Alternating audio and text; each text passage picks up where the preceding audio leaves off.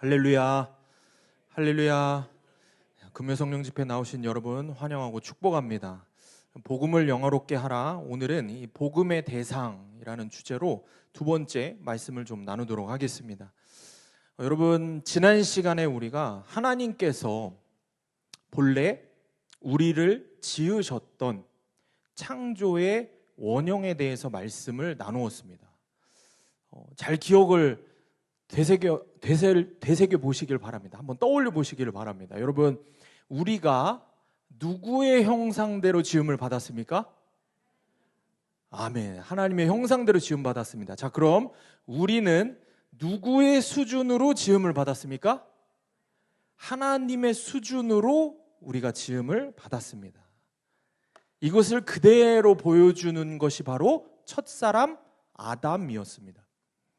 그래서 아담은 첫 번째로 최고의 영적 존재였습니다. 이게 무슨 말이냐? 하나님과 교제하는 데 있어서 전혀 불편함이 없었습니다.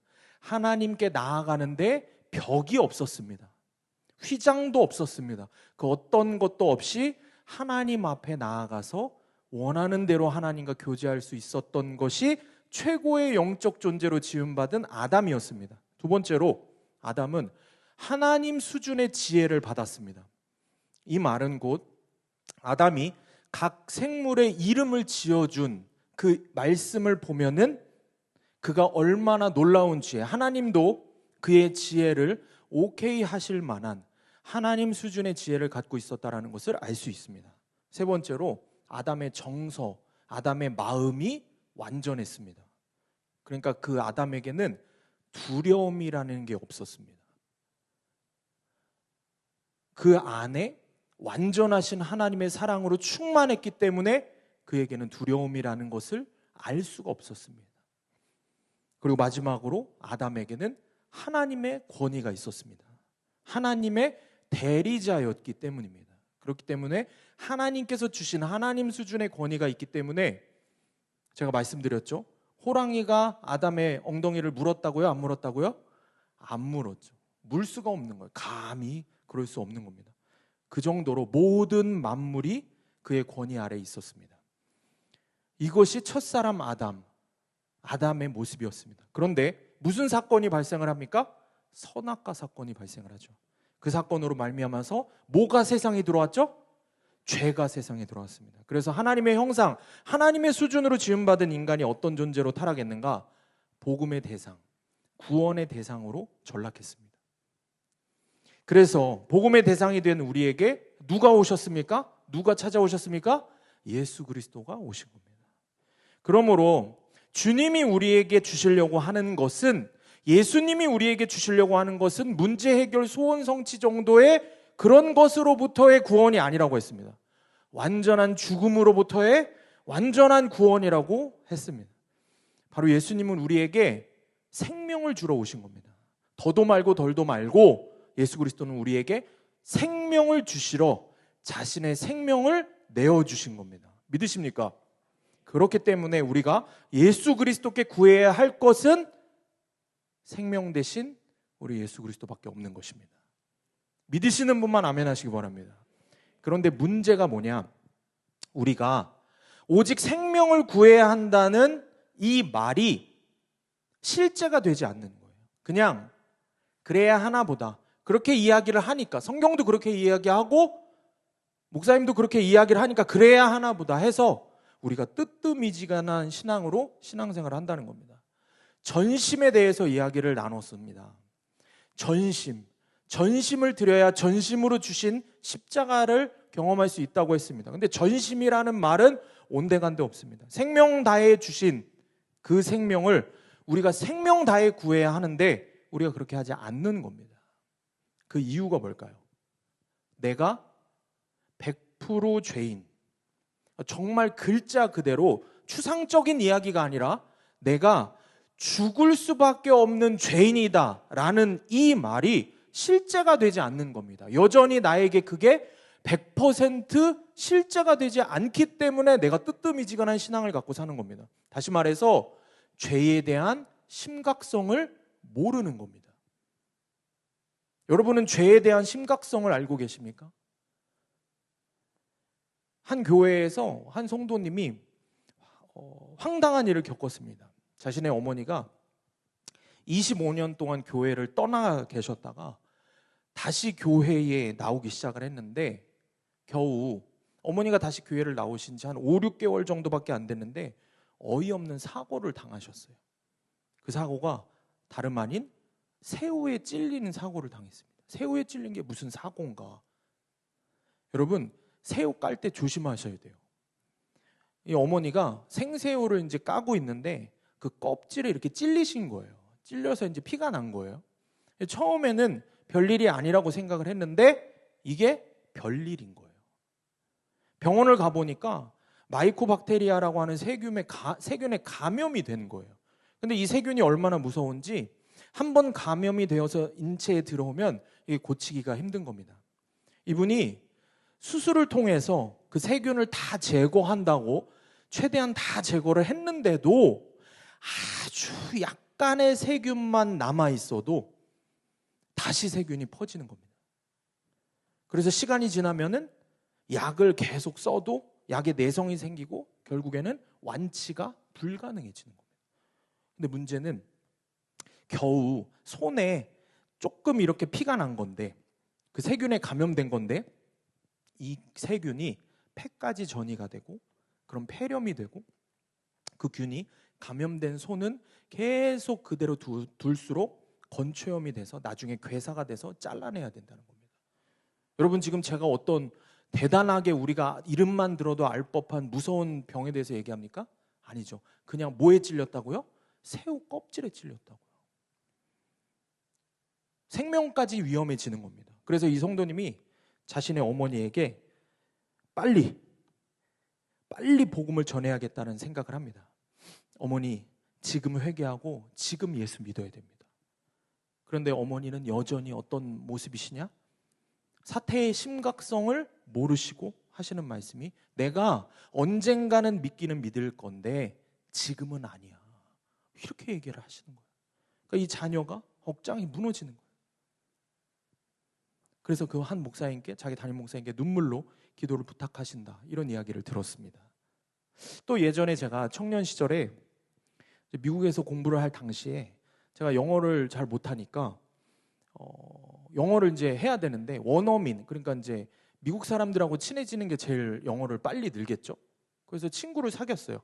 고맙게도 저에게 친구가 되어준 미국 친구가 있었습니다. 저보다 나이가 어렸어요. 중학생 정도밖에 되지 않은 백인 꼬마 아이였어요. 동네 친구였어요. 저하고 같은 동네에 살았던 친구인데 이 아이가 취미가 뭐였냐면 스케이트보드를 타는 거였습니다. 저는 스케이트보드를 하나도 탈 줄 모릅니다. 근데 그걸 가르쳐 달라고 그러면서 스케이트보드도 배우고 그러면서 영어도 배우고 그랬습니다. 그런데 그렇게 친하게 지냈는데 그러다가 제가 이제 여름방학 때 한국에 잠깐 나갈 일이 있어서 한국에 한 2달 정도 한국에 다녀왔습니다. 근데 다시 돌아오니까 이 친구가 보이지 않는 거예요. 그래서 제가 연락을 해보니까 이 친구가 몇 주 전에 사망을 했다는 거예요. 그러니까 제가 너무 놀라서 이게 어떻게 된 건가 알아보니까 이 친구가 평소와 다름없이 오후에 동네 공원에서 스케이트보드를 타고 놀았습니다. 그런데 놀다가 스케이트보드 타고 놀다가 넘어진 거예요. 넘어질 수 있죠. 잘 넘어지겠죠. 넘어져서 그냥 가벼운 찰과상에 피가 좀 난 거예요. 그리고 이 친구가 그냥 뭐 항상 있는 일이니까 별거 아니라고 생각을 하고 약도 안 바르고 그냥 둔 거예요. 그런데 그날 늦은 밤부터 열이 나기 시작하는 거예요. 다음 날이 돼서는 고열에 시달리고 쓰러진 거예요. 그래서 응급차를 타고 실려서 병원에 이송이 됐는데 일주일도 안 돼서 사망을 합니다. 너무 충격적인 이야기죠. 그러니까 원인을 추적을 해보니까 스케이트보드 타다가 넘어졌을 때 까진 상처로 알 수 없는 바이러스에 감염이 된 거예요. 근데 그게 온 몸으로 급성으로 퍼져서 사망했다고 합니다. 그런데 그 부모님이 하시던 말을 제가 지금도 잊지를 못해요. 의사가 그랬대요. 넘어져서 아이가 피가 났을 때 그냥 작은 항생제 연고만 발랐어도 이렇게까지 되지 않았을 수 있다고 그렇게 이야기를 하더랍니다. 여러분, 너무 어이없지 않습니까? 까진 상처 그까짓 거 우리도 별거 아닌 거라고 생각하고 넘어갈 일이 우리가 얼마나 많습니까? 그죠? 그런데 그 바이러스라는 녀석이 우리가 우습게 볼 수 있지만 사실 어떤 경우에는 이렇게 치명적일 수 있다는 것입니다. 여러분, 죄라는 녀석이 딱 이런 겁니다. 우리가 우리 안에 죄가 있다는 걸 압니다. 그런데 그 죄의 심각성이 어느 정도인지를 우리가 알지 못하는 겁니다. 그러니까 우리가 여전히 뜨뜻미지근한 신앙으로 전심은 무슨 전심, 생명은 무슨 생명, 이런 마음으로 말씀을 듣는 겁니다. 죄를 우습게 보는 겁니다. 철로역정을 쓴 존 번연이 이렇게 말했습니다. 죄는 처음에는 방문자로 들어왔다가 친구로 남았다가 마침내 주인이 된다. 죄의 심각성을 깨닫게 되시길 주님의 이름으로 축원합니다.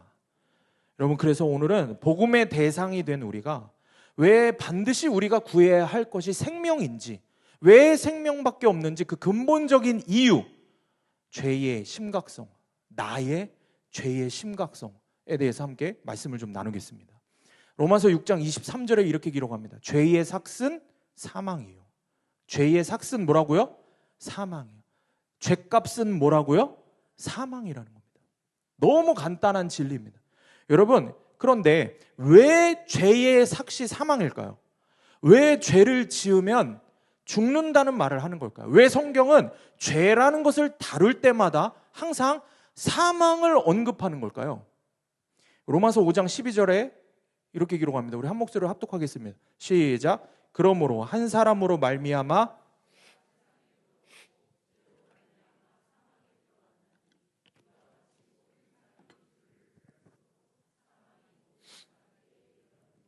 아멘. 자, 여러분, 죽는다, 이런 말은 생명체에게만 쓰는 말입니다. 맞습니까? 죽음이라는 말은 살아있는 것들에게만 쓰는 겁니다. 제가 쓰는 이 마이크를, 지금 이 마이크를 보고 이 마이크가 안 나온다고 이 마이크를 죽었다라고 이야기를 합니까? 옳은 표현이 아니죠. 이 마이크가 안 나오면 뭐라고 얘기합니까? 이 마이크가 고장났다라고 얘기를 하죠. 왜냐하면 얘는 생명이 없기 때문에, 무생물이기 때문에, 애시당초에 살아있는 녀석이 아니기 때문에 죽음이라는 말을 쓸 수가 없는 겁니다. 다시 말해서 죽음이라는 말은 생명이 있는 존재에게만 쓰는 것입니다. 그런데 성경은 또 우리의 상태를 이렇게 말씀합니다. 로마서 5장 12절 말씀 보면은 한 사람으로 말미암아 죄가 세상에 들어오고 라고 이야기를 합니다. 그리고 이어서 뭐라고 합니까? 죄로 말미암아 뭐가 들어왔다고요? 사망이 들어왔다라고 얘기를 합니다. 자, 당연히 우리 인간은 생명이 있는 존재니까 사망도 들어올 수 있는 거죠. 그런데 그 사망이 우리 인간에게 들어오는 단계를 우리가 잘 봐야 됩니다. 한 사람으로 말미암아, 여기서 얘기하는 그 한 사람이 누구죠? 아담을 이야기하죠. 이 아담으로 말미암아 그의 죄로 인해서 우리 안에 죄가 들어온 게 맞습니다. 그런데 죄가 인간 안에 들어오면 들어온 거지 왜 사망이 들어왔다라고까지 이야기를 하는 걸까요? 죄가 어디로 들어왔느냐, 어느 부분에 죄가 들어갔냐, 아담의 죄가 우리 안에 어디로 들어갔냐를 보면 됩니다. 여러분, 죄가 어디로 들어왔을까요? 아담과 하와가 선악과를 따먹었을 때 그때 그 죄가 어디로 들어왔을까요? 죄는 어디 그들 육신의 어느 부분에 들어온 게 아니라 그들의 생명으로 들어오는 겁니다. 죄가 어디로 들어왔다고요? 인간의 생명으로 들어온 거예요. 여러분 생각해 보십시오. 아담과 하와가 범죄하자마자, 선악과를 따먹자마자 아담이 윽 하고 목을 잡고 쓰러졌습니까? 아니면 심장마비가 왔습니까? 아니면 뭐 사지가 떨리다고, 뭐 어디가 마비가 됐다고 그런 기록이 있습니까? 없습니다. 하나님께서 근데 뭐라 그러셨어요? 먹으면 반드시 죽는다 분명히 얘기하셨죠. 근데 놀랍게도 육체가 쓰러지지 않았습니다. 그럼 도대체 하나님이 말씀하신 죽는다는 건 뭐가 죽는다는 거냐? 그들에게 있었던 하나님의 원형의 생명, 하나님의 특성을 가진 하나님의 수준으로 창조되었던 바로 그 하나님의 형상이 죽었다는 겁니다. 거기에 죄가 들어간 겁니다. 내 안에 하나님의 형상, 하나님의 생명이 죽었다는 거예요. 아담이 갖고 있었던, 우리가 지난 시간 나누었던 그 엄청난 아담의 영적인 권위, 하나님의 지혜, 두려움을 모르는 완전한 마음, 이 모든 게 박살나버린 겁니다. 하나님의 형상인 사람, 그 사람 안에 죄가 들어오니까 하나님의 생명과 죄가 공존할 수가 없는 겁니다. 그래서 하나님의 생명이 깨진 겁니다.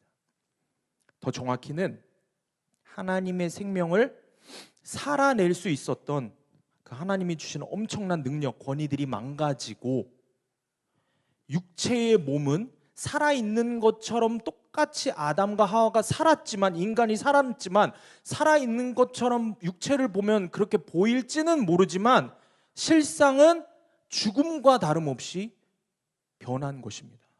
그래서 성경은 우리에게 사망이 왔다라고 이야기를 하는 겁니다. 여러분, 죄가 어디에 들어왔다고요? 생명으로.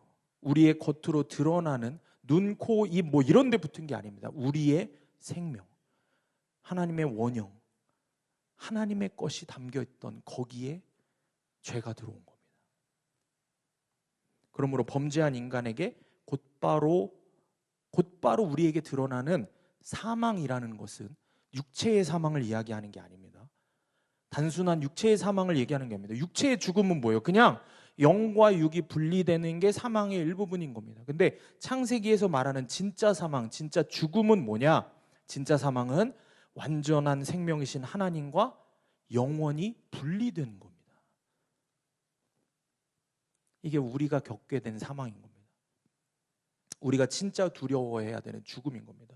우리가 단순히 이 선악과 사건으로, 그러니까 우리 안에 더러운 죄 몇 개, 그러니까 죄의 열매들 몇 개를 우리 아담 할아버지로부터 그냥 물려받았구나, 그래서 찝찝하다, 또는 죄는 아담이 지었는데 아니 아무리 후손이라고 해도 내가 뭘 잘못했다고 나한테까지 그게 되물림 되냐, 기분이 좋지 않아, 뭐 이런 식으로 생각하고 그냥 넘기면 되는 그런 수준이면 차라리 나을 수 있습니다. 그런데 여러분, 그 정도의 문제가 아닌 겁니다. 이 심각성을 우리가 알아야 돼요. 선악과 사건으로 죄가 인간 안에 들어와서 생기게 된 문제는 하나님과 인간이 영원히 분리됐다라는 겁니다. 영원히 분리된 겁니다. 내가 하나님의 형상을 잃었다는 말은 하나님과 내가 영원히 분리됐다는 말인 거예요. 내가 생명을 잃어버렸다는 말은 하나님과 내가 영원히 분리됐다는 걸 이야기하는 거예요. 내가 죄인이라는 말은 하나님과 내가 영원히 분리돼서 내가 하나님을 잡고 싶어도 잡을 수가 없고 아무리 불러도 소용이 없는 상태가 된 겁니다. 그게 지금 우리의 상태라는 겁니다. 여러분, 온 우주 만물의 주인이신 하나님과 내가 영원히 분리됐다는 말이 실제가 되셔야 합니다. 이 심각성이 깨달아져야 되는 겁니다. 이 심각성이 깨달아져야 나에게 오로지 필요한 게 생명 대신 예수 그리스도밖에 없어지는 겁니다. 우리가 이것도 저것도 다 여전히 필요하다고 생각하고 죄의 심각성이 그냥 죄의 열매, 내가 연약해서 자꾸 넘어지는 죄의 열매, 그 한두 가지를 생각하기 때문에, 그러니까 예수 믿어서 그런 죄가 한두 개, 몇 가지가 끊어지는 거, 그 정도로만 생각을 하기 때문에 우리가 뜨뜨미지근하게 복음을 듣고 반응하고 말씀대로 살지 못하는 겁니다. 내가 하나님과 무슨 짓을 해도 다시 연결될 수 없는 상태, 그렇게 되었다는 것을 아는 것, 죄의 심각성을 깨닫는 것입니다. 이 사실을 먼저 깨닫는 여러분 되시기를 축복합니다. 말씀을 하나 더 살펴보겠습니다. 창세기 2장 25절 우리 함께 읽겠습니다. 시작. 아담과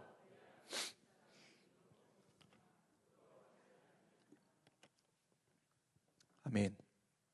여러분, 범죄하기 전에 이 아담과 하와는 부끄러워하지 않았습니다. 이게 그들의 뭐 취향이 특이해서 막 나체주의자여서 이런 의미가 아니죠. 그들이 완전하신 하나님의 정성, 하나님의 마음, 하나님의 사랑으로 충만했기 때문에 그들은 부끄러움도 없었고요, 두려움도 없었고요, 수치심도 전혀 없었던 겁니다. 그들이 하나님과 전혀 단절되지 않아서 하나님과 1대1로 깊이 사랑했기 때문에 그들은 누구의 도움도 필요 없었던 겁니다. 왜냐하면 하나님이라는 든든한 백이 항상 나하고 연결되어 있었기 때문인 거예요. 여러분, 이건 교만이 아닙니다. 하나님과 하나님과만 깊이 사랑하고 하나님과만 연결되어 있기 때문에 그분의 형상대로 지음 받았다는 분명한 100%의 믿음이 이들이 있었기 때문에 이들은 그 어떤 것에도 두려워하지 않고 수치를 느끼지 못하는 존재였던 겁니다. 그런데 우리를 한번 보십시오. 범죄하고 타락한 인간을 보면 우리의 정체성이 혼란스러운 거예요. 우리를 한번 보세요. 예수 믿고 그리스도인으로 산다고 하지만 내가 여전히 돈이 많으면 교만하고 돈이 없으면 낙담하고 절망 가운데 사는 겁니다. 예수님이 살아계시고 살아계시지 않고 예수를 믿고 안 믿고의 문제가 아니죠. 돈이 있고 없고에 따라 내 마음이 이랬다 저랬다 하는 거예요. 돈 하나 있고 없고에 따라서, 내가 많이 배우고 못 배우고에 따라서, 내가 능력이 있고 없고에 따라서, 내 자녀가 좋은 학벌을 갖냐 못 갖냐, 좋은 대학에 좋은 직장에 들어가냐 못 들어가냐에 따라서 나의 정체성이 이랬다 저랬다 하는 겁니다. 그러니 항상 나의 정체성을 갖은 방법을 동원해서라도 높여야 하는 겁니다. 항상 무언가를 걸치고 가면 쓰고 포장해야 살 수 있는 겁니다. 당신은 누구십니까? 물으면 저는 어느 학교 나왔습니다. 어느 직장에 다닙니다. 어떤 직업을 갖고 있습니다. 이런 게 중요한 거예요. 그런 것들로 나를 설명하지 않고는 나의 존재를 설명할 길이 없는 겁니다. 그냥 나는 살아계신 하나님의 자녀입니다. 이 한마디로 충분했던 인간이 세상 썩어 없어질 것들로 잔뜩 치장하고 가리고 포장하는 신세가 된 겁니다. 이유가 뭡니까? 더 이상 내 안에 하나님이 계시지 않기 때문입니다. 여러분 돌아보시길 바랍니다. 여러분 지금까지 신앙생활 하시면서도 여전히 내가 있고 없고에 따라서, 잘 되고 안 되고에 따라서 나의 입술의 고백이, 나의 믿음의 고백이 달라진다면 여러분 믿음을 점검해 보셔야 되는 거예요. 내 안에 하나님이 계시지 않는 거예요. 죄로 인해 하나님과 완전히 단절된 겁니다. 죄로 인해서 사망이 내 안에 들어와서 내 안에 하나님이 불어넣으셨던 그 생명이 파괴된 겁니다. 사랑하는 여러분, 죄의 심각성이 보이십니까? 사랑과 기쁨의 대상이었던 하나님이 이제는 두려움의 대상이 돼서 아담과 하와가 어떻게 합니까? 하나님의 낯을 피해서 숨는 거예요. 아담 안에 하나님으로 충만했을 때, 하나님이 계실 때 그에게 두려움 없이 완전한 정서, 완전한 마음을 갖고 있었던 아담이었는데 죄로 인해서 그게 다 파괴되니까 아담이 이제 뭘 하냐? 헛소리를 하기 시작하는 거예요. 아담의 입에서 죄된 말들이 나오기 시작하는 겁니다. 내 안에 하나님의 생명이 파괴되면 죄된 말부터 아무렇지도 않게 내뱉게 되는 겁니다. 하나님의 지혜로 생물을 지어주던, 생물들의 이름을 지어주던 그 아담의 아름다운 입술에서 하나님의 마음을 찢어놓을 듯한 말들을 거침없이 내뱉는 거예요. 하나님이 말씀하시죠. 물으시죠. 먹지 말라고 한 그 나무의 열매를 네가 먹었느냐? 주님이 물으시니까 아담이 뭐라고 얘기합니까? 당신이 주셔서 나와 함께 있게 한 저 여자가 주어서 먹었나이다. 하와 탓을 하는 거예요. 내 뼈 중에 뼈요, 살 중에 살이라 멋지게 고백하던 그 사랑도 없어진 겁니다. 그냥 하와를 원망하고 있는 겁니다. 뭐가 보이십니까? 지독한 자기 사랑이 보이기 시작하는 거예요. 지혜, 권위, 모든 하나님의 원형, 하나님의 수준의 것들이 전부 다 박살나버린 거예요. 그렇게 하나님의 원형에 대해서는 죽은 자가 되고 죄의 본능으로 살기 시작하는 겁니다. 여러분, 이것이 하나님의 원형에서 죄인으로 타락한 인간의 모습입니다. 결국에 아담과 하와가 타락해서 죄인이 돼서 두 사람이 에덴 동산에서 쫓겨나죠. 그런데 문제는 거기서 끝나지 않는 게 문제죠. 죄는 아담과 하와에게만 들어온 게 아니었죠. 바로 그들의 자녀인 가인이 살인하는 것을 통해서 죄가 다른 곳이 아닌 인간의 생명 안으로 들어와서 하나님의 형상이, 하나님과의 관계가 완전히 끊어지고 박살났다라는 것들을 똑똑히 그들이 보게 되는 겁니다. 여러분, 흔히 경찰서에 이렇게 잡혀온 불량 청소년들의 엄마가 그 경찰서에 와서 하는 말이 있죠. 우리가 드라마 같은 거 보면 너무 많이 나오는 레퍼토리가 있어요. 뭐라 그래요? 우리 애는 그런 애가 아니에요. 우리 애는 그런 애가 아니에요. 그럴 리가 없다는 거예요. 우리 애는 착한데 누구를 잘못 만나요? 친구를 잘못 만나요. 이게 뭐 K드라마의 위력입니까? 모두가 공감할 수 있는 이런 식으로 내 자식은 문제가 없고 남의 자식한테 전부 죄를 뒤집어 씌우는 능력이 우리 부모님들에게 있습니다. 그럼 여러분, 아담의 아들 가인은 자기 동생 아벨을 죽였을 때 그 자기의 죄를 누구에게 돌려야 됩니까? 친구를 잘못 만나서?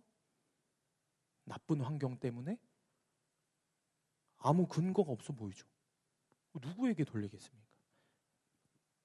여러분, 마음에 잘 기억해 두시기 바랍니다. 죄인은 환경 때문에 죄인이 되는 것이 아니라 죄인이기 때문에 환경의 영향을 받아 죄를 짓는 것입니다. 다시, 죄인은 이런저런 나의 환경과 사람과 이런 것들 때문에 죄인이 되는 게 아닙니다. 내가 본래 죄인이기 때문에 그런 모든 환경의 영향을 받아서 죄를 짓는 겁니다. 뭐가 먼저인지를 정확하게 아셔야 됩니다. 그러므로 죄의 문제는 단순히 윤리 도덕의 문제가 아니에요. 실수로 환경 때문에 연약해서 그래서 지은 한두 가지 죄의 문제, 지금 성경은 우리에게 그걸 얘기하는 게 아닙니다.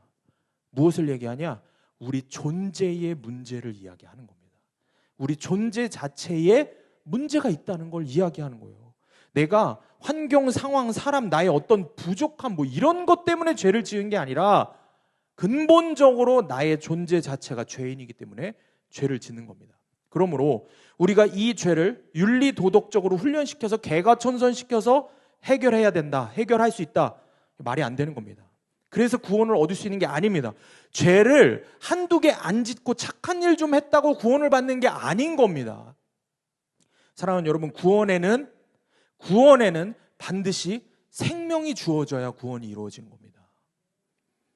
인간 근본의 생명에 문제가 생긴 거예요. 그렇기 때문에 성경은 집요하게 우리의 구원에 대해서, 복음에 대해서 말씀을 하시면서 한두 가지 너희가 바꿔서 될 문제가 아니라고 말씀하는 겁니다. 성경은 우리에게 구원을 계속해서 같은 맥락으로 말씀을 하고 있어요. 나는 죽어야 되고 예수 생명으로 다시 살아야 된다고 분명하게 말씀하는 겁니다. 이것저것 고쳐서 될 문제가 아니라는 겁니다. 우리의 존재 자체가 바뀌지 않으면 아무런 소망이 없다고 이야기를 하는 거예요. 생명이 안 바뀌면 안 되는 거예요. 완전한 죽음이었던 내가 완전한 생명 대신 예수로 살지 않으면 방법이 그 어떤 방법도 없다는 거예요. 이 사실을 분명하게 깨닫는 여러분 되시길 주님의 이름으로 축원합니다.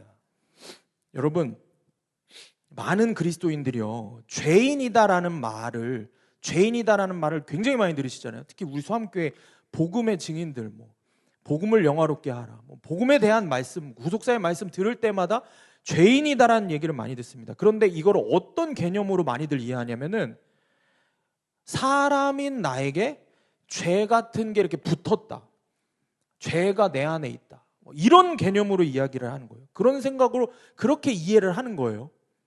그러니까 무슨 뜻입니까? 죄가 있고 내가 따로 있고, 죄 따로 나 따로, 근데 그 죄가 나에게 많아, 이런 식으로 생각을 하는 거죠. 근데 여러분, 지금 성경은 우리에게 그렇게 얘기하지 않습니다. 죄 따로 나 따로가 아닙니다. 죄 곧 나 곧 죄라고 이야기를 하는 겁니다. 죄 곧 나 곧 죄, 이게 무슨 뜻입니까? 너무 간단한 부등식으로 제가 말씀해 드릴게요. 죄는 나고 내가 죄인 거예요. 내 존재 자체가 죄라는 겁니다. 김용희 선교사님이 이런 고백을 하세요. 당신도 처음에 하나님 은혜를 깊이 받고 하나님께서 나의 과거, 현재, 미래의 모든 죄를 용서해 주셨다는 그 복음의 말씀을 듣고 아멘 하신 거예요.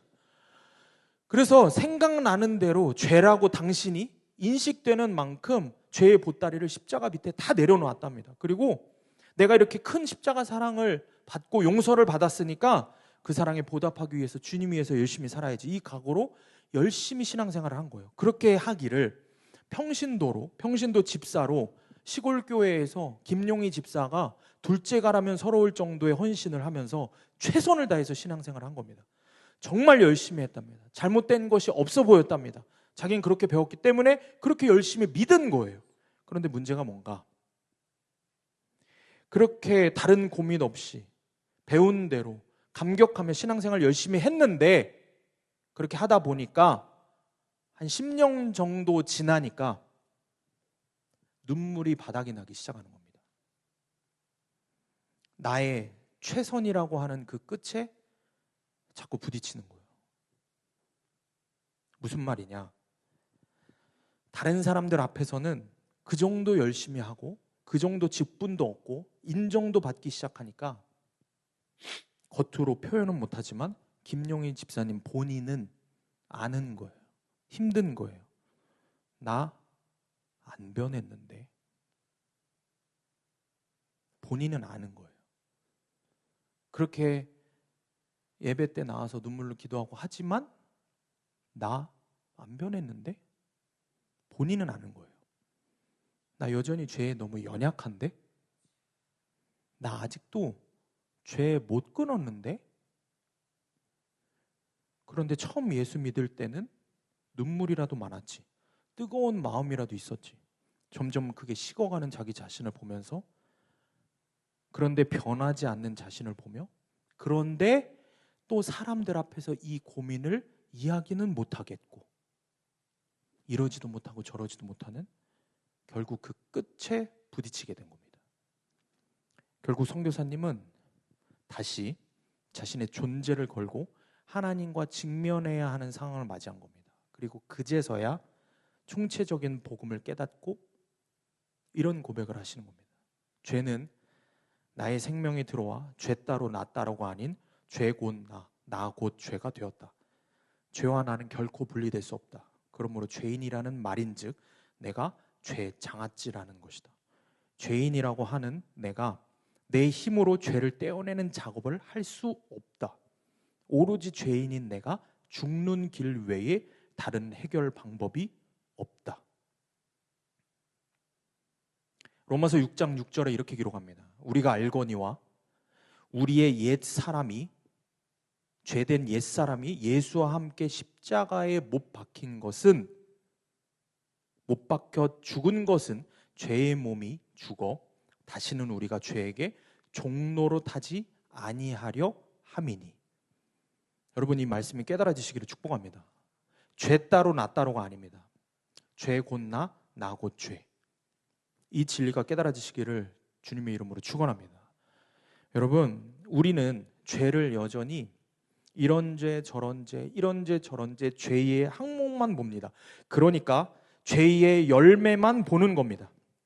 그런데 주님은 죄를 존재의 문제다라고 이야기를 하십니다. 대표적으로 간음의 죄에 대해서 한번 말씀으로 살펴보겠습니다. 마태복음 5장 27절, 28절 우리 함께 읽습니다. 시작. 또 간음하지 말라 하였다는 것을 너희가 들었으나 나는 너희에게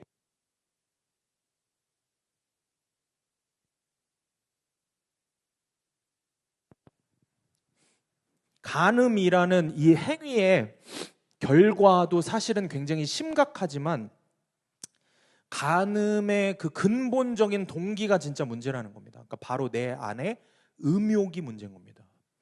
여러분, 음욕이 뭘까요? 음욕이라는 말이 뭡니까? 음란한 행위, 죄의 열매를 이야기하는 게 아니죠. 행위를 이야기하는 게 아니죠. 말 그대로 음란한 그 행동을 하고 싶은 내 안에 욕구를 얘기하는 게 음욕입니다. 그러니까 간음의 죄의 진짜 문제는 바로 그런 음란한 행동을 하고 싶어 하는 그런 욕구가 있는 내 존재 자체에 문제가 있는 겁니다. 주님은 지금 그 죄된 존재인 인간의 심각성을 지적하시는 겁니다. 단순히 마음으로만 지은 게 왜 행동으로 지은 거하고 같아? 라고 이런 수준의 말싸움으로 싸울 그럴 문제가 아닌 겁니다. 나의 존재 자체가 그런 마음을 품고 있다는 것, 죄 곧 나 곧 죄, 이 문제인 겁니다. 이 문제를 해결해야 진짜 문제가 해결이 되는 거지, 잠깐 음란의 행위를 끊어보려고 이것저것 한다고 해결이 되는 게 아니라는 겁니다. 제가 누누이 말씀을 드리지만, 그래서 우리가 마음속에 음욕을 갖고 있는 한, 그런 존재가 죽지 않는 한 우리는 상황과 환경과 조건이 갖춰지면 얼마든지 간음을 저지를 수 있는 존재라는 겁니다. 아무리 성자처럼 보여도, 한순간에 가장 악하고 음란하게 망가질 수 있는 존재가 바로 우리 자신이라는 것입니다. 감리교 성자라고 불리는 박보영 목사님께서 저희 젊은 목회자들한테 가르침을 주시면서 이런 이야기를 해주셨습니다. 당신이 한 번은 이제 미국에 집회차 방문을 하셨는데 숙소로 이제 교회에서 목사님을 초대한 교회에서 좋은 호텔을 잡아주셔서 이제 가게 되셨답니다. 그런데 숙소에 들어갔는데 목사님이 깜짝 놀라신 거예요. 방에 들어가서 보니까 뭔가 착오가 있었는지 아주 고급 와인 한 병이 이렇게 웰컴 드링크로 이렇게 비치가 되어 있었답니다. 목사님 방에. 와인이 비치가 되어 있는 게 놀라운 게 아니었습니다. 목사님이 정말 깜짝 놀란 건 뭐냐면 그 와인을 보는데 와인 한 잔 먹고 싶다 라는 생각이 짧게 스쳐 지나가는 겁니다. 목사님이 정말 놀라신 거는 당신은 40살이 돼서 주님을 만나고 다 버리셨습니다. 의사 면허증도 그날로 다 찢어버리고 지금 돈으로 하면은 여러분 수천억이 넘는다고 합니다. 재벌 장인으로부터 상속받은 땅과 건물 모든 재산 수천억이 되는 그걸 싹 다 팔아서 어려운 사람들에게 나눠줬습니다. 그리고 거리에 버려진 아이들, 노숙자, 깡패들을 데리고 밤낮 두들겨 맞으면서도 그 사람들 끝까지 품으면서 주님 사랑으로 그렇게 사셨습니다. 그렇게 산 세월이 30년인 거예요. 정말 세상의 것들은 다 끊어버렸기 때문에 자신 안에 그런 죄의 유혹이 모두 사라졌을 거라고 생각하셨던 거예요. 그런데 그 잠깐 사이에 그 옛날에 자기가 주님 만나기 전에 그렇게 고급 와인과 술을 먹곤 했던 순간이 짧게 스쳐 지나가면서 저거 한 잔 마시면 좋겠다 하는 마음이 아주 잠깐 올라오더랍니다. 목사님은 그런 자신의 죄성에 놀라시는 거예요. 그래서 목사님이 즉시 전도사에게 저거 갖다 버리라고, 빨리 갖다 버리라고 하셨답니다. 여러분, 목사님이 그게 계속 거기 있다고 그걸 드셨겠습니까? 안 드시죠. 근데 목사님이 보시는 심각성은 뭐예요? 그것을 보고 탐하는 마음이 여전히 내 안에 있구나. 이 죄의 심각성, 존재 자체가 죄인인 나의 심각성, 그걸 보고 깜짝 놀라시는 겁니다. 그러면서 해주셨던 말씀이 아무리 대단한 목회자, 대단한 성자처럼 보여도 한순간에 가장 악하고 음란하게 망가질 수 있는 존재가 바로 우리 자신이다. 그것을 결코 잊으면 안 된다. 결코 자기 자신을 믿으면 안 된다. 주님만 믿고 의지하는 것밖에는 우리에게 소망이 없다. 그 말씀을 직접 자기의 이야기를 해주시면서 전해주시고 가르쳐 주셨습니다. 사랑하는 여러분, 마태복음 5장에서 주님이 말씀하시는 간음죄에 대한 그 의미를 바로 아셔야 됩니다. 모든 인간은 용기가 없어서 그 죄를 짓지 못하는 것이지 상황과 환경만 된다면 얼마든지 그렇게 살 수 있는 게 죄 곧 나 곧 죄, 죄의 장아찌 인간인 겁니다. 여러분, 열매보다 중요한 건 그 열매를 맺게 하는 나무가 더 중요합니다. 사과나무에서 배가 열릴 수 있을까요? 없을까요? 절대 열릴 수 없잖아요. 사과나무에서는 뭐가 열려야 돼요? 사과가 열리는 게 당연한 거예요. 여러분, 그럼 내가 왜 죄의 열매를 맺습니까? 나란 나무가 죄의 나무이기 때문인 거예요. 너무 간단한 원리인 겁니다. 부흥회 때 하나님의 은혜를 주셨어요. 너무 감동을 받아서 그동안 묵혀놨던 죄와 허물을 그냥 가슴치며 통곡하며 회개했습니다. 우리가 그렇게 신앙생활을 해요. 그러니까 일주일 정도는 부흥의 약발이 먹히는 것 같아요. 근데 시간이 지나면 어떻게 됩니까? 본래의 성격이 슬금슬금 올라오는 겁니다. 이전의 삶이 자동으로 반복되는 겁니다. 왜 이러는 거죠? 우리의 존재 자체가 죄의 장아찌이기 때문에, 뿌리가 아닌 열매를 아무리 우리가 그걸 건드려 봐야 소용이 없는 겁니다. 나의 뿌리가 죄이기 때문에, 나라는 나무가 죄의 나무이기 때문에, 죄 곧 나 곧 죄이기 때문인 겁니다. 여러분, 말씀을 이렇게 계속 들으시면서 제가 계속 같은 얘기를 하는 거죠. 같은 얘기를 계속 우리의 존재 자체의 문제를 지금 계속 얘기를 하는 겁니다. 그런데 말씀을 들으시면서도 계속해서 요리조리 피해 가시면 안 돼요. 아무리 그래도 속으로 이제 나는 저 정도는 아니지. 무슨 내 존재 자체가 죄라고 그래. 내가 법 없이도 살 사람인데. 여러분, 이렇게 스스로 모른 척 해봐야 아무 소용이 없습니다. 아무 소용이 없어요. 우리 교회 모든 분들이 여러분을 법 없이도 살 사람이라고 얘기해 성자라고 해도 소용이 없어요. 박보영 목사님은 성자라는 소리를 못 들으셔서 그 죄의 심각성에 대해서 그렇게 고통을 받고 그것 때문에 고민하시겠습니까? 그거를 이제 목회를 시작하는 목회자들한테 그것부터 가르쳐 주시겠습니까? 여러분, 자기가 그렇게 나는 괜찮아, 자기 위안을 한다고 이게 해결이 되는 문제가 아니라니까요. 자꾸 우리가 한 번, 두 번 이런 회개기도, 정확히는 이제 눈물로 이렇게 막 입술로 하는 회개기도, 더 정확히는 회개기도가 아니죠. 후회기도죠. 후회기도. 이거 해서 되는 게 아니라는 겁니다. 그렇게 해서 한 개, 두 개, 아니면 수십 개, 수백 개의 죄의 열매를 회개한다고 해서 해결이 되는 문제가 아닌 겁니다. 죄곤나 나고죄라는 이 엄청난 영적 진리를 사실은 우리 신앙생활을 오래 하신 분들일수록, 더군다나 모태신앙일수록 더 깨달아야 됩니다. 우리 교회에 그러면 더 이제 해당이 되는 분들이 많죠. 왜냐하면 모태신앙들은 환경적인 요인으로 모태신앙 아닌 분들, 안모태들보다는 죄를 지을 환경이 적은 거예요. 그러니까 기껏해야 부모님 몰래 교회 한두 번 빠지는 것 정도. 빠지는 것도 안 되죠. 큰일 나죠. 두드려 맞죠. 어떻게 해요? 그냥 지각하는 것 정도. 세상에서 대놓고 술과 음란을 즐기지는 못하고 몰래 조금씩 깔짝깔짝 했으니까. 안모태들보다는 죄의 열매가 적다고 위안을 삼는 거예요. 그런데 죄의 심각성은 죄의 열매가 아니라 죄된 존재, 나 자체의 문제라는 이 말씀, 죄 곧 나고 죄라는 말씀이 모태신앙들에게 더 필요한 말씀이고, 오래 신앙생활할수록 더 필요한 말씀인데 이게 더 듣기 싫은 겁니다. 더 안 들리는 겁니다. 여러분, 그러니까 더 귀담아 들으시기를 축복합니다. 아멘 소리가 작은데요. 더 귀담아 들으시기를 축복합니다. 여러분, 그게 진짜 축복입니다. 오히려 그래서 여러분, 옆에 교회에 이제 나온 지 얼마 안 된 분들, 그런 분들 말씀을 들으면은 이런 복음의 말씀, 죄 곧 나곧 죄, 존재 자체가 죄인이다, 죄의 장아찌다, 막 이런 말씀을 들으면은 오히려 교회 나온 지 얼마 안 된 분들은 세상이 다 무너지는 내리는 것 같아요. 가슴을 치면서 통곡하고 막 말씀에 아멘 하는 거예요. 지금 여러분 한번 보세요. 옆에 계신 분 중에 안모태 출신의 교회 나온 지 얼마 안 된 분, 제가 누구를 딱 찝어드릴까요? 그런 분들 이렇게 한번 보세요. 그냥 힐끔 대놓고 쳐다보면 안 되니까.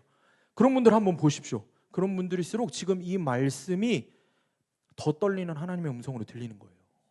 그런데 우리 모태장아찌 성도님들은 그런가 보다 하고 그냥 뜨뜨미지근하게 들으시는 거예요. 여기서 졸고 계시면 더 큰일 나는 거예요. 여러분, 지금 남 일 얘기하는 게 아닙니다. 지금 제 얘기하는 거고 여러분 얘기하는 거예요. 저는 모태신앙인데 목사까지 됐으니 어떡합니까? 큰일 중에 더 큰일 난 거죠. 그래서 성경의 인물 중에 최고의 모태신앙인이자 기독교 역사에서 최고의 모태장아찌였던 우리 바울 형님이 솔직하게 뭐라고 고백하신지 한번 보겠습니다. 로마서 7장 24절 함께 읽습니다. 시작. 오라 나는 곤고한 사람이로다. 이 사망의 몸에서 누가 나를 건져내랴. 아멘. 여러분, 이 말씀을 읽을 때 진짜 사도 바울은 진짜 겸손한 사람이다 이렇게 생각하시면 안 돼요. 사도 바울도 이것 때문에 미치겠는 거예요. 죽겠는 거예요. 그러니까 자기가 죄인 중에 괴수라고 이야기하는 거예요. 죄인 중에 우두머리라고 자기가. 이게 겸손의 표현이 아닌 거예요. 실제인 거예요. 사도 바울은. 왜 겸손하려고 성경에다가 자기가 그런 걸 썼겠습니까? 실제 그것 때문에 사도 바울은 죽겠는 거예요. 어떻게 해야 되냐고, 하나님. 여러분, 오늘 이 밤에 이 사도 바울의 고백이 저와 여러분의 고백이 되어야 할 줄 믿습니다. 그러니까 이 제 아무리 우리가 이런저런 방법으로 수련한다고 해도 여러분, 닭은 결코 독수리가 될 수 있어요, 없어요? 없어요. 닭이 막 자기가 막 근육 훈련 한다고 닭가슴살이 그래봐야 닭가슴살이지 뭐 근육이 되겠어요? 닭이 아무리 열심히 지붕 위에 올라가서 떨어진다고 해서 그 닭이 하늘을 나는 독수리와 같은 그런 날개를 갖겠어요? 닭이 아무리 부리를 쪼아대고 자기 발톱을 그냥 비벼대고 갈가댄다고 그렇게 뾰족한 독수리와 같은 부리와 발톱이 되겠냐는 거예요.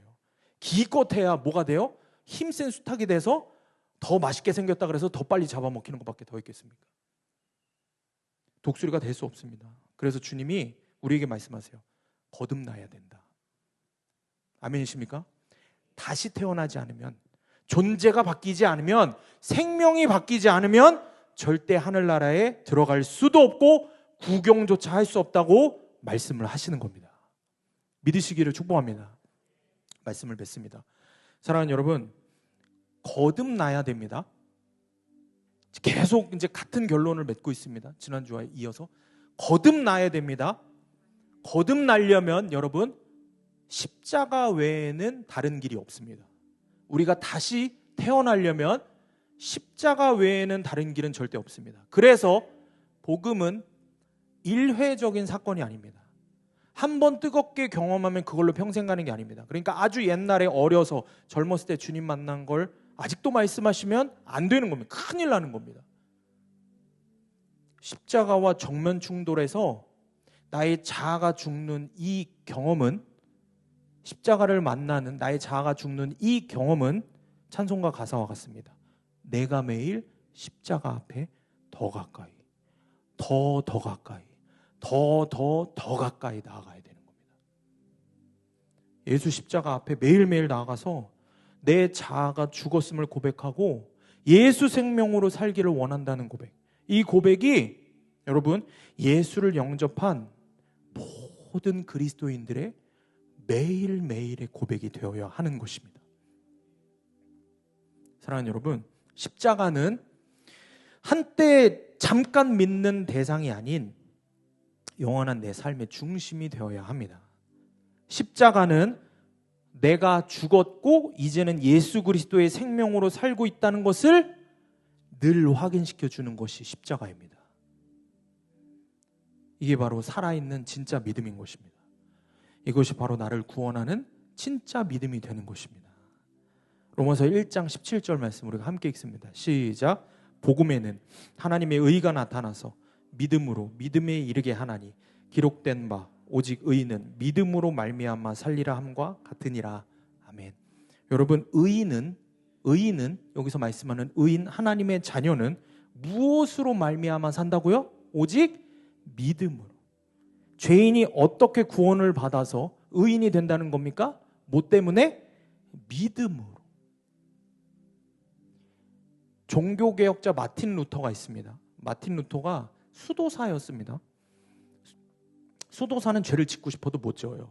왜냐면 아내도 없으니까, 간음죄를 지을 수 없고, 사유재산도 없으니까, 도적질 할 것도 없고, 명예나 권세를 얻기 위해 출세할 필요도 없으니까 욕망의 노예가 될 리도 없습니다. 그러니까 오로지 하나님 앞에서 말씀과 기도를 하면서 사는 사람입니다. 그런데도 불구하고 마틴 루터는 수도원에서 이 한 가지 때문에 고민하기 시작해요. 죄. 루터는 내 죄, 주님 내 죄 어떡합니까? 주님 내 죄를 도대체 어떻게 해야 됩니까? 가슴을 쥐어 뜯으면서 괴로워했어요. 아무리 고행을 하고 아무리 회개를 해도 내 안의 죄 문제가 해결이 안 된다는 게 죽겠는 거예요. 그러니까 당시에 사람들은 이제 뭐라고 얘기했냐면은 로마에 가면은 스칼라 산타라는 성당이 있었습니다. 근데 이 성당은 예수님이 빌라도 앞에서 재판받으실 때 올라가셨다는 계단이 있습니다. 많은 사람들이 뭐라고 생각했냐면 이 계단을 무릎으로 기어 오르면서 회개하면 죄사함을 받는다라고 믿었습니다. 그래서 루터도 그곳을 가서 무릎 위로 기어 오르니 무릎이 닦아지고 피가 철철 나는데 기어 오르며 한 계단 오를 때마다 바닥에 입을 맞추고 주기도문을 하고 회개했습니다. 또 한 계단 오르고 입을 맞추고 주기도문 외우고 그러고 회개하고 또 한 계단 오르고 한 계단 오르고 계속 그랬습니다. 그래서 마지막 계단까지 딱 올라갔어요. 어떻게 됐을까요? 아무것도 변한 게 없는 거예요. 내 마음에 죄의 문제가 해결이 안 되는 거예요. 너무 좌절하는 거예요. 이걸 어떻게 해야 되냐? 나는 정말 가망이 없나 보다. 나는 어떻게 해도 내 마음 안에 있는 이 죄의 문제를 도저히 해결할 수 없는 존재구나. 낙담을 하는 거예요. 그런데 그때 바로 큰 불빛을 보는 것처럼 하나님의 말씀이 탁 하고 루터를 치는 겁니다. 그 말씀이 뭐였냐? 우리가 읽은 로마서 1장 17절. 의인은 믿음으로 말미암아 살리라. 하나님의 자녀는 믿음으로 살게 된다. 믿음으로 구원을 받는다. 루터는 믿음으로 말미암아 의롭다함을 얻는 거지 무릎으로 기어오른다고 한두 가지 몇 가지의 죄의 항목을 회개하고 끊어본다고 죄의 문제가 해결이 되는 게 아니라는 걸 깨닫게 됩니다. 사랑하는 여러분, 우리가 죄 곧 나 곧 죄, 죄의 장아찌 신분에서 어떻게 하나님의 자녀, 의인이 되겠습니까? 믿음으로 되는 것입니다. 그런데 그 믿음은 다른 것이 아닙니다. 곧 십자가의 복음을 믿는 믿음인 것입니다. 그 믿음은 십자가 위에서 나의 죄된 자아가 죽었고 나 이제 예수 생명으로 다시 살아간다는 것을 믿는 믿음인 것입니다. 사도 바울이 갈라디아서 2장 20절에 고백했던 그 믿음을 이야기하는 것입니다.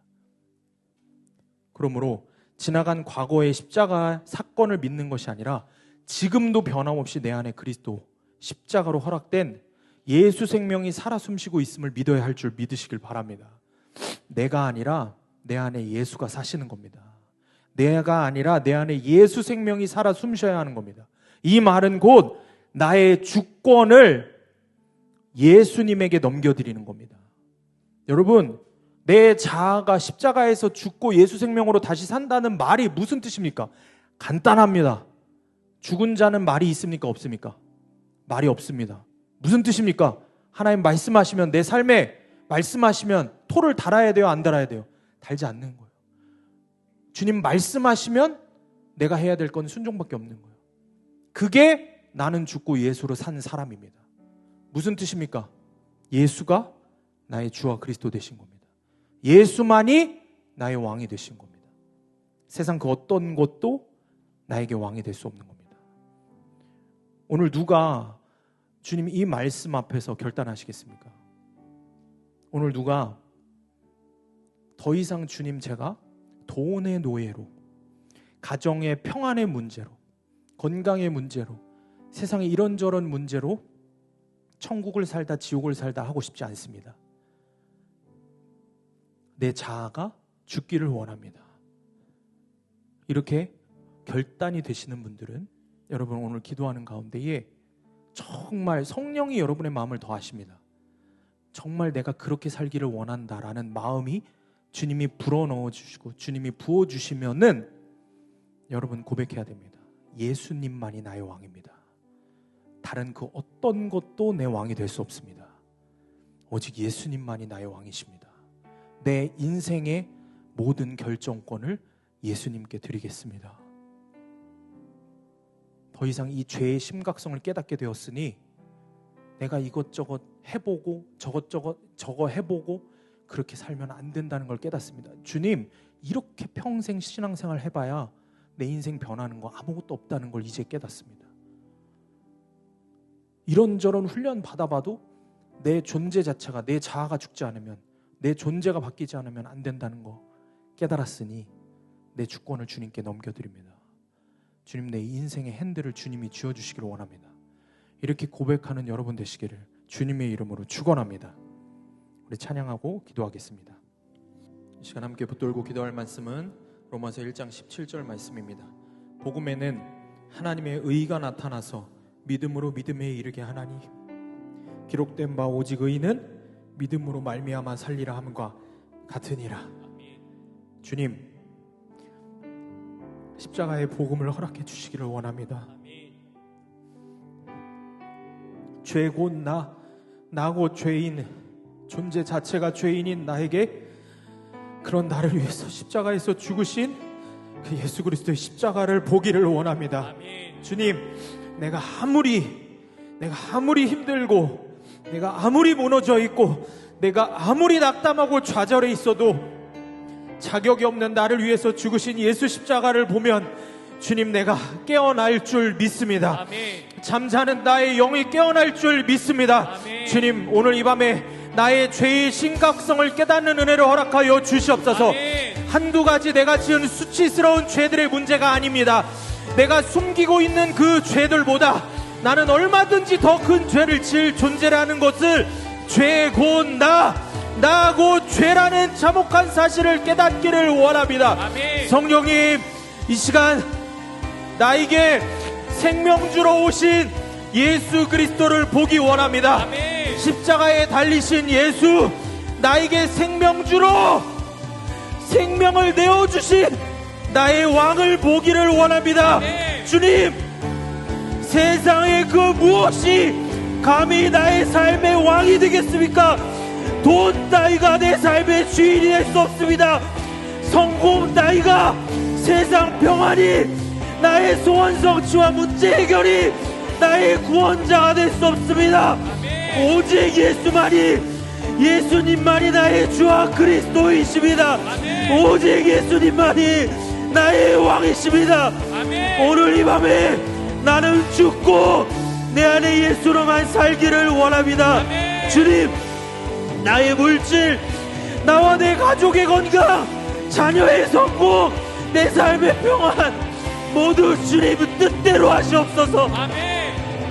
모두 주님의 뜻대로 이루어지기를 원합니다. 아멘. 지긋지긋하게 내가 주인 노릇하며 놓지 않는 나의 자아가, 내 죄된 존재가 오늘 예수 십자가에 죽기를 원합니다. 아멘. 예수 생명으로 다시 살기를 원합니다. 아멘. 성령님, 이 시간 우리 가운데 임하셔서 십자가에 달리신 예수 그리스도를 보게 하여 주시옵소서. 아멘. 우리 다같이 주여 한번 외치고 동성으로 기도합니다.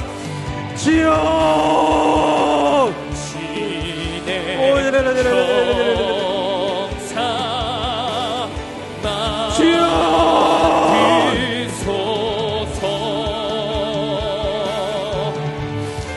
주여,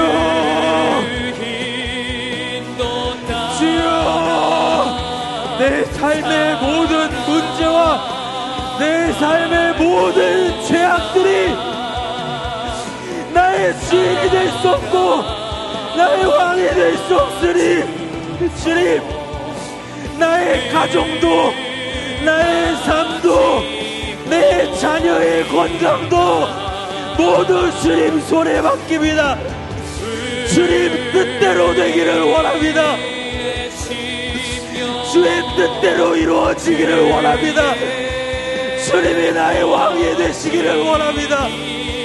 주님이 나의 주와 그리스도가 되시기를 원합니다. 주여, 나는 죽고 내 안에 예수 생명으로 살게 하여 주시옵소서. 내가 그리스도와 함께 십자가에 못 박혔나니 그런즉 이제는 내가 사는 것이 아니오 오직 내 안에 그리스도께서 사시는 것이라. 이제 내가 육체 가운데 사는 것은 나를 사랑하사 나를 위하여 자기 자신을 버리신 하나님의 아들을 믿는 믿음 안에서 사는 것이라. 주님, 하나님의 아들을 믿는 믿음 안에서 살게 하여 주시옵소서. 오직 예수 그리스도를 믿는 믿음 안에서 살게 하여 주시옵소서.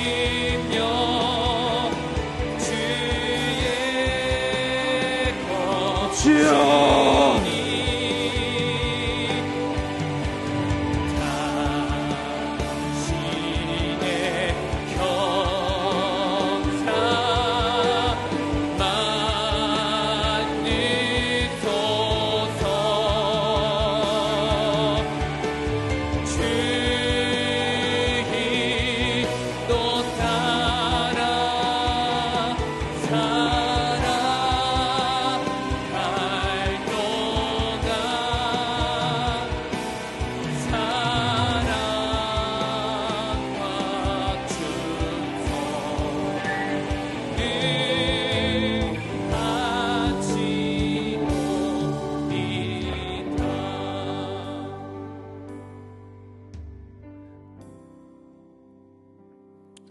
이 시간 성령께서 여러분들에게 찾아오셔서 치유의 은혜를 허락해 주시기를 원합니다.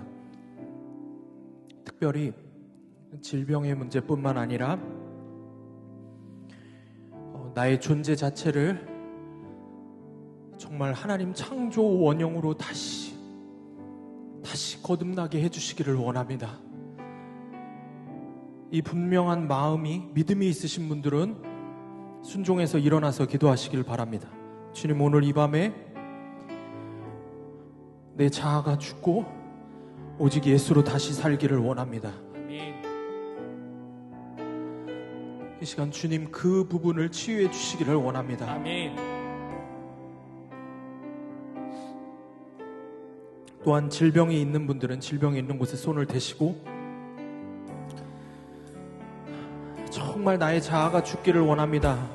그 믿음의 고백을 하기를 원하시는 분들은 가슴에 손을 대고 기도하시길 바랍니다. 이 시간 붙들고 기도할 말씀은 로마서 6장 6절입니다. 우리가 알거니와 우리의 옛사람이 예수와 함께 십자가에 못 박힌 것은 죄의 몸이 죽어 다시는 우리가 죄에게 종노릇하지 아니하려 함이니.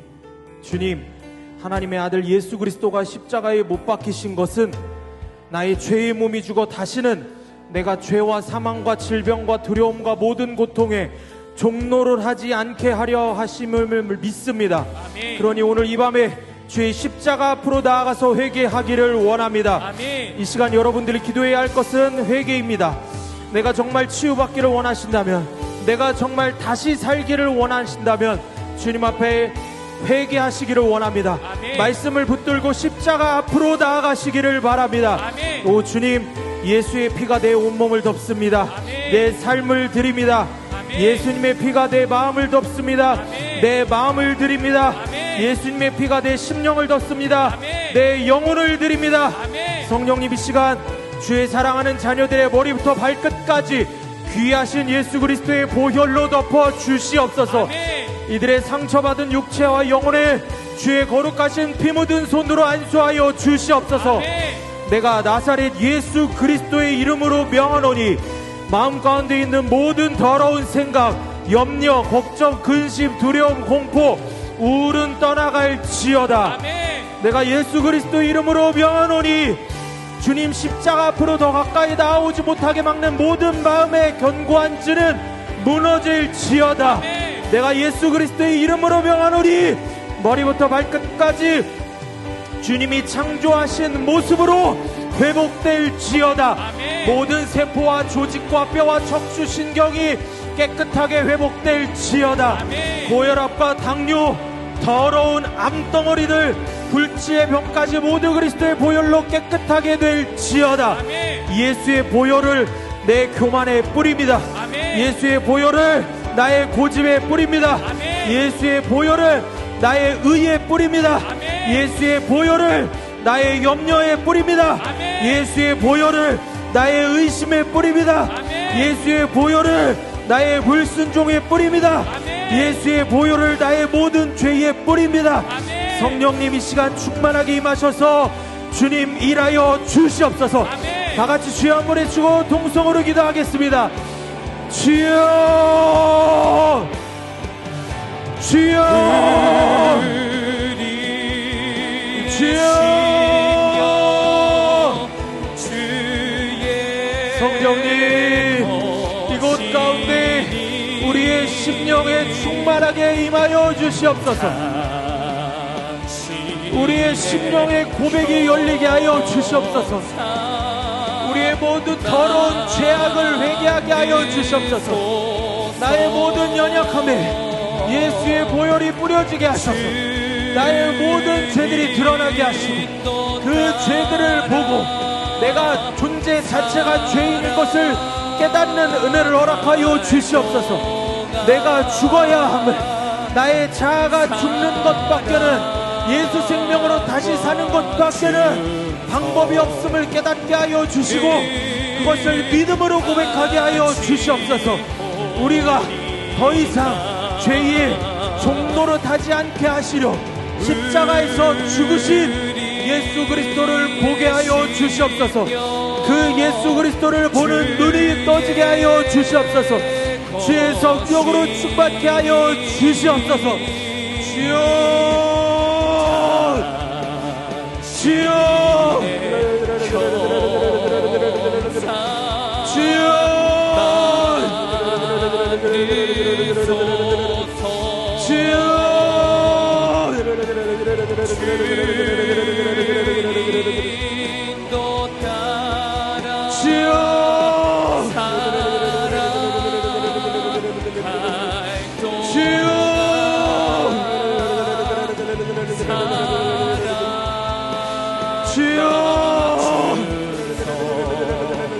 내가 예수 그리스도 이름으로 명하노니 기도를 방해하는 모든 사단의 권세를 떠나갈지어다. 주님, 우리가 알거니와 우리의 옛사람이 예수와 함께 십자가에 못 박힌 것은 죄의 몸이 죽어 다시는 우리가 죄에게 종노릇하지 아니하려 함이니, 주님, 주의 말씀을 들고 예수 십자가 앞으로 나아가게 하여 주시옵소서. 예수 십자가 앞으로 나아가게 하여 주시옵소서. 주님, 십자가에 흐르는 보혈이 나의 모든 육체의 질병과 내 모든 마음의 죄된 것들이 죽고 나는 죽고 예수를 사는 은혜가 있게 할 줄 믿사오니, 주님, 십자가 앞으로 걸어나가게 하여 주시옵소서.